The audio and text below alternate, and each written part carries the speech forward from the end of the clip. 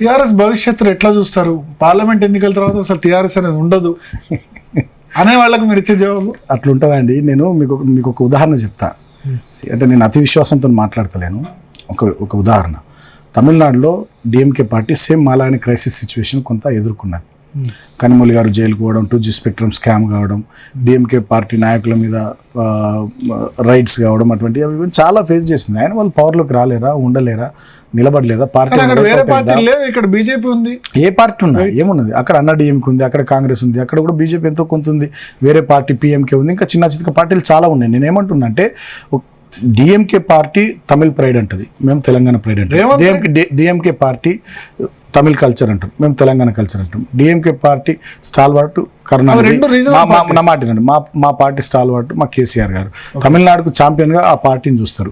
తరాలకు తరాలు, కుటుంబాల ఆ పార్టీలు పనిచేస్తాయి. ఇప్పుడు మా పార్టీ కూడా డెఫినెట్గా తెలంగాణకు ఛాంపియన్గా మమ్మల్ని చూస్తారు. ఇప్పుడు నాది 2వ తరం, రేపు నా పిల్లలు వస్తే 3వ తరం మా పార్టీలో, మా నాన్న 1వ తరం.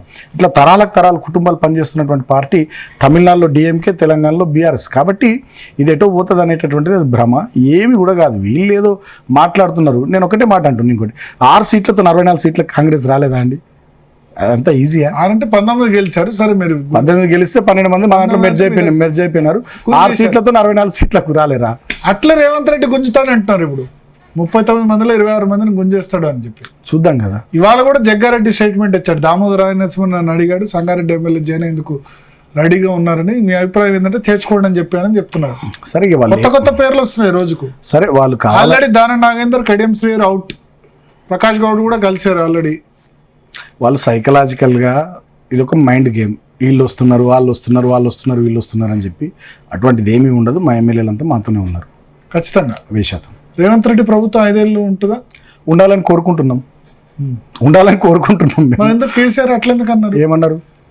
సంవత్సరం దాటితే ఉండవు కష్టం, నాకు 20 మంది ఎమ్మెల్యేలు నన్ను అప్రోచ్ అయ్యారు అన్నారు. అంటే కేసీఆర్ గారు చెప్పింది మీరు వేరే రకంగా అర్థం చేసుకున్నట్టున్నారు. కేసీఆర్ గారు చెప్పింది ఏంటంటే పార్లమెంట్ ఎన్నికలు అయిన తర్వాత ఈయన ఉండడు, నాకున్న సమాచారం మేరకు ఈయననే బీజేపీలోకి పోతాడు అని కేసీఆర్ అన్నారు. ఆ క్రమంలో ఒక 20-25 మంది మాకు టచ్లో ఉన్నారని చెప్పి మాట్లాడారు.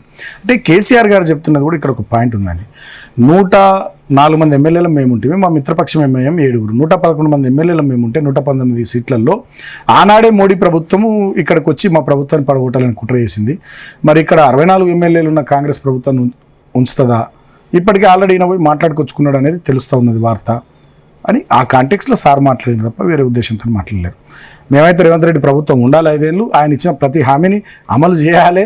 అమలు చేయకపోతే ప్రధాన ప్రతిపక్షంగా మా పాత్రను నిర్వర్తించి డెఫినెట్గా వీళ్ళ మెడల్ వంచే దిశగా మేము ప్రయత్నం చేస్తాం. అందుకని ఈ పార్లమెంట్ ఎన్నికల్లో మేము చాలా సీరియస్గా ఉన్నాం. వాళ్ళేది 1-2 సీట్లు, 1 వస్తుంది 2 వస్తుంది అనేటటువంటిది అది కావాలని చెప్పి మాట్లాడుతున్న మాటలు, కానీ మంచిగా 8 నుంచి 12 సీట్లు వస్తాయి. మేము కూడా వాళ్ళు అడుగుతున్నాం, కాంగ్రెస్కి ఎందుకు ఓటేయాలి, ఏం చేసిందని ఓటేయాలి? 2 లక్షలు రుణమాఫీ చేస్తున్నారు, చేసిర్రా? 2500 ప్రతి మహిళకి ఇస్తాను. ఒక నిమిషం, 5 సంవత్సరాలు కాదు. ఇదే రేవంత్ రెడ్డి ఏమన్నాడు, డేట్లు డెడ్ లైన్లు మేము పెట్టలే భరత్ గారు, వీళ్ళే పెట్టిరు. డిసెంబర్ 9 నాడు నేను వస్తా, 2 లక్షల రుణాలు మాఫీ చేస్తా అన్నాడు. సో కాబట్టి ఆగస్ట్ 15 వరకు, ఆగస్ట్ 15 వరకు ఇప్పటికి ఎన్ని డేట్లు మారుస్తారు? ఆగస్ట్ 15 సాక్షిగా, ఏడుపాయల వనదుర్గ సాక్షిగా ఒట్టేసి చెప్తున్నారు. ముఖ్యమంత్రి లాంటి వ్యక్తి ఒట్టేసి చెప్తున్నారు. ప్రజలు అసలు ఏం జరుగుతుందో తెలుసా? వాళ్ళ ఇంటెలిజెన్స్ రిపోర్ట్ లో కొడంగల్ 2వ స్థానంలో ఉన్నాడు. కాంగ్రెస్ పార్టీ కొడంగల్లో 2వ స్థానంలో ఉంది. ఓకే. సో అటువంటి పరిస్థితులలో ప్రజలంతా రివర్స్ అయినారు కాబట్టి ఏదో ఒకటి చెప్పాలని, నమ్మించే ప్రయత్నం చేయాలని ఆయన చేస్తున్నాడు. మేము ఒకటే అంటున్నాం, కాంగ్రెస్ పార్టీ ఏం చేసిందని ఓటేస్తారు. నీళ్ళు ఇచ్చిందా, కరెంట్ ఇచ్చిందా, తర్వాత రుణమాఫీ చేసిందా, 2500 ప్రతి మహిళకి ఇచ్చిందా, 4000 పెన్షన్ చేసిందా, రైతు భరోసా కింద 15,000 ఇచ్చిందా, కౌలు రైతులకు 12,000 ఇచ్చిందా, గ్యాస్ సిలిండర్లు ఇచ్చిందా, 2 లక్షల ఉద్యోగాల జాబ్ క్యాలెండర్ ఇచ్చిందా, 4,000 నిరుద్యోగ భృతి ఇచ్చిందా? ఏమి ఇచ్చిందని చెప్పి కాంగ్రెస్ పార్టీ ఓటేస్తారు. కాంగ్రెస్ పార్టీ ఏమి ఇవ్వకుండా ఓట్లేసారు అనుకో, ఇక టేక్ ఇట్ ఫర్ గ్రాంటెడ్ అయిపోతుంది. ఏమి చేయరు. కాంగ్రెస్ పార్టీకి సురుకు తగిలితేనే ఇప్పుడు ఈ ఎన్నికల్లో డెఫినెట్గా తర్వాత వాళ్ళు ఇచ్చిన హామీలు నిలబెట్టుకునే ప్రయత్నం చేస్తారనే విషయాలు మేము చెప్తున్నాం.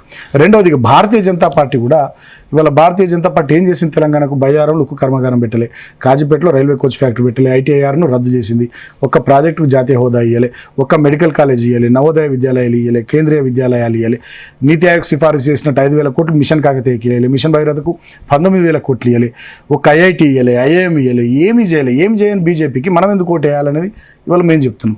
బీఆర్ఎస్ పార్టీ డెఫినెట్గా ఒక ప్రధాన ప్రతిపక్షంగా ఉంది, ప్రజల పక్షాన నిలబడుతుంది, కొట్లాడుతుంది. రేపు మనకు సీట్లు ఎక్కువ వస్తే రేపు అక్కడ కాంగ్రెస్ ప్రభుత్వం ఏర్పడే పరిస్థితి లేదు. పూర్తి మెజార్టీ 272 సీట్ల మ్యాజిక్ ఫిగర్ వాళ్ళు దాటే పరిస్థితి లేదు. ఎన్డీఏ కూటమి బీజేపీ నేతృత్వంలో వీళ్ళకు కూడా 272 సీట్లు వచ్చే పరిస్థితి లేదు.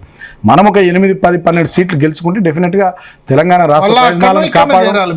మీరేం ప్రభుత్వం ఫామ్ చేయాలి? అరే ఎందుకు అనుకుంటారు అట్లా? మేమే అందరం కలిసి ఒక కూటమి కడతామని ఎందుకు అనుకుంటలేరు? రీజనల్ పార్టీస్, మిగతా పార్టీలు బీజేపీ సపోర్ట్ కదా. మా ఎఫర్ట్స్ అని పట్టేవో, మా ఎఫర్ట్స్ అన్నీ ఏం పట్టేవో, గడిచిన కొన్ని సంవత్సరాలు మేము చేసిన కృషి ఏం పట్టేయబోదు. రేపటి రోజున కాంగ్రెస్ బీజేపీ ఇతర ప్రభుత్వం ఏర్పడ్డా మీరు ఢిల్లీలో ఆశ్చర్యపోని అవసరం లేదు. కాబట్టి దానికోసం తెలంగాణ కాజుకు ఛాంపియన్ ఉన్న మేము, తెలంగాణ రాష్ట్రానికి ఛాంపియన్ ఉన్నటువంటి మేము తెలంగాణ ప్రజల పక్షాన నిలబడతాం, తెలంగాణ ప్రజల ప్రయోజనాల కోసం నిలబడతాం అనే విషయాన్ని మేము చెప్తున్నాం. సో కాబట్టి డెఫినెట్గా పార్లమెంట్ ఎన్నికల్లో మాకు మంచి రిజల్ట్ ఉంటుందని చెప్పి